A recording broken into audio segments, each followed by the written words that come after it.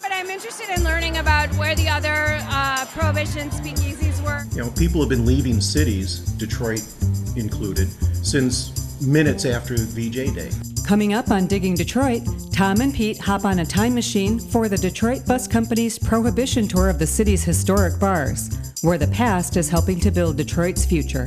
So my children are actually the 5th generation of my family living here. Each piece of furniture, the floors, the bar top, the walls, the pictures that are hanging on the wall, there is information there that'll tell us about the city and the history of Detroit that we aren't going to be able to get anywhere else. So, Pete, I hope we're not starting a pattern here, but last time we were at Tommy's Bar. Fantastic place. Yeah. That building has been around for close to 130 years, and now we here at the Two-Way Inn. This is an establishment where the building itself is around 140 years old. That's amazing. Isn't it, though? It's always been a family-owned, family-run sort of establishment. You know, the great thing about places like the Two-Way is that, you know, so many people don't know about it, but they've been here for so long that it's kind of amazing, and it's fun to reintroduce people. It is, and that's kind of the theme of our episode this evening. When we get to talking to Mickey Lyons a little bit later, I think she'll have some insights onto reintroducing these sorts of establishments to new people. Right, and I think the key thing is the reintroduction, bringing people back, reminding them about Detroit, because, you know, everybody assumes that the flight started in July of '67. Right. 3 days after. Yeah. When the fact of the matter is that, you know, people have been leaving cities, Detroit included, since minutes after VJ Day. It was just simply a function of what people wanted. They wanted to leave the city. They wanted to leave the cramped quarters. They wanted to leave and get their piece of the American dream. Which is ironic because now you seem to have a wave of younger folks that are looking to live a more urban lifestyle and want to live in these sorts of neighborhoods, and they're trickling back into the city. Between a trickle and a stream. We're still working on that.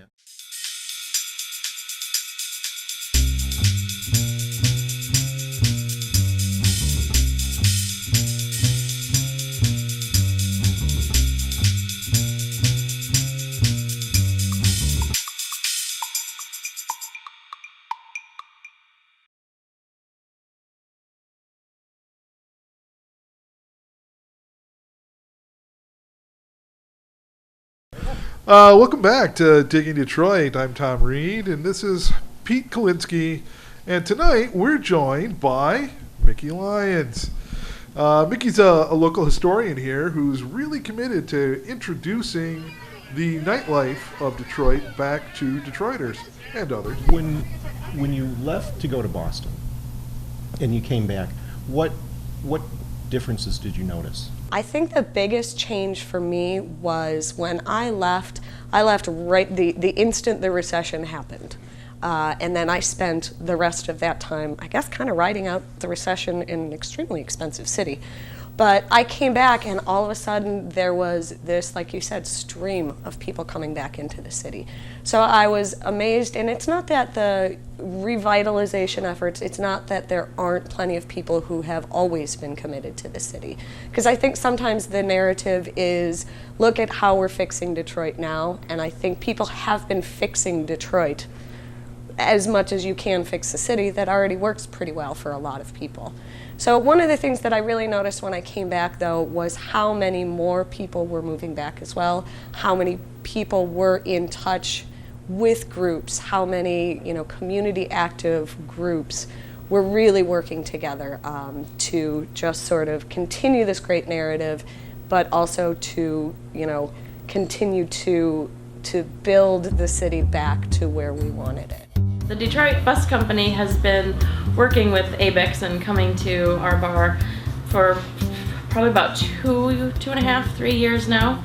It started off as one of the stops on the Drunks of Antiquity tour, which is how I got to be involved with the bus company as well. They were looking for bars that are in what I refer to as the Century Club. They are bars that are at, over, or at least near 100 years. Started off just as that. They seem to always want to have a bar like this that is, feels like home when you walk in, and that's very much what ABIX is all about. And recently, they've started coming for Prohibition tours as well because of some recent artifacts that we found buried in the crawl space of the building.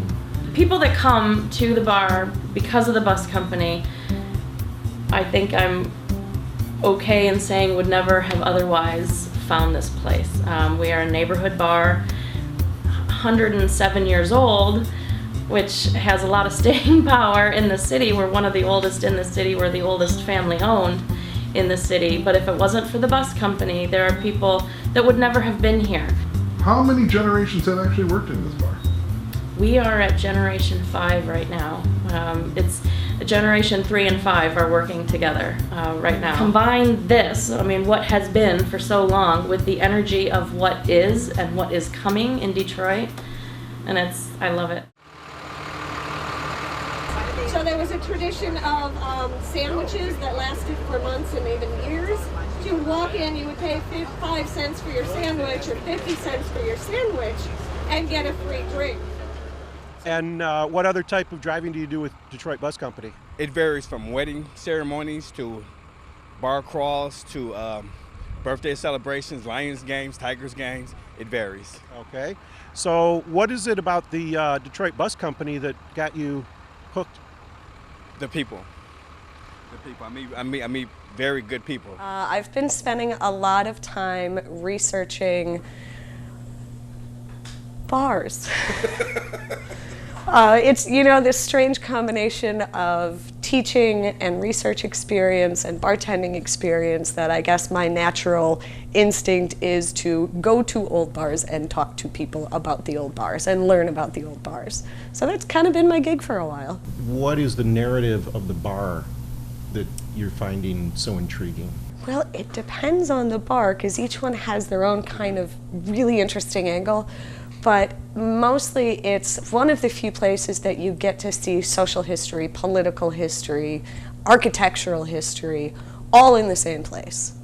As a historian, I want to hear people's stories, and I want to hear the stories that haven't been told before. Well, take this bar in particular, the owners and the whole, 4 generations worth of family that has been here in this building. The stories of who built this place and the stories of, each piece of furniture, the floors, the bar top, the walls, the pictures that are hanging on the wall, everything in this place has its own very intentional placement, and there is information there that'll tell us about the city and the history of Detroit that we aren't going to be able to get anywhere else. This is an incredible bar. Could you tell us a little bit more about your family's connection to the Two-Way? My grandfather bought the Two-Way in 1973. So at the time, my mom would have been 17. And we all kind of had our 21st birthdays here. My children now live here, as did I. So my children are actually the 5th generation of my family living here. Now, who actually built the Two-Way? Colonel Norris, who was a Civil War veteran. He came here from New York with his family, and at that time there was nothing here. It was a big swamp. So the Colonel basically took this land, made it livable, and he did that all the way from here to Mount Clemens. So he's a very important man in Detroit's history. The Detroit Bus Company is great. It's a great concept. They bring them to your doorstep. You serve them and entertain them for a good 45 minutes. So you get these people. They're excited to be here, and it's a win-win for everybody. Can you tell us a little bit more about that Prohibition tour? Yeah, it started as just this idea. Detroit has a phenomenal Prohibition history. And when I was at the Detroit Bus Company, we really decided that was something that needed to be highlighted and showcased. So a lot of people talk about it, but not a lot of people get to actually see it. So we focused, a little bit here, a little bit there, but especially we focused on the speakeasy history because, of course, that's what people love to do and love to see. So we went to, I think, 3 different bars that night. I believe we hit Abix, we hit Cliff Bell's. And Andrews on the corner. And Andrews on the corner, Yeah. All of which have varying sort of angles on the Prohibition history of Detroit. So Abix, like Pete said earlier, has been a family-owned and operated bar since 1907. Cliff Bell's is your traditional speakeasy, even though it opened 2 years after Prohibition ended. It looks exactly like we all think a speakeasy should and does look. And then you also have Andrews, which was another old family-owned and operated bar that had sort of a little more of a middle ground because it was big and it was popular, and it was sort of in between, I would say, the Abix and the Cliff Bell's. What do you think the biggest misconception is? That there are some places in Detroit that you can't go. I think one of the biggest misconceptions that I run into in particular on the tours, but I think this outside, world view of us, is that if you go to Campus Martius, you're probably fine. But if you come out of that tiny little area of the city, then something horrible is going to happen to you. And this is why I really love coming to, I guess, what are now out of the way places, but they're still parts of vibrant communities. Abix has a great family establishment, and they have all sorts of neighbors and friends, and it's a good community place. Same thing with the Two-Way. It is a good community bar.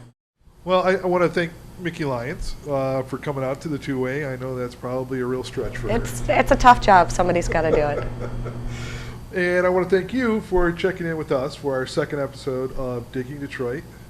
For my co-hosts, Pete Kalinski and myself, Thank you. We thank you, and come on back. Keep digging.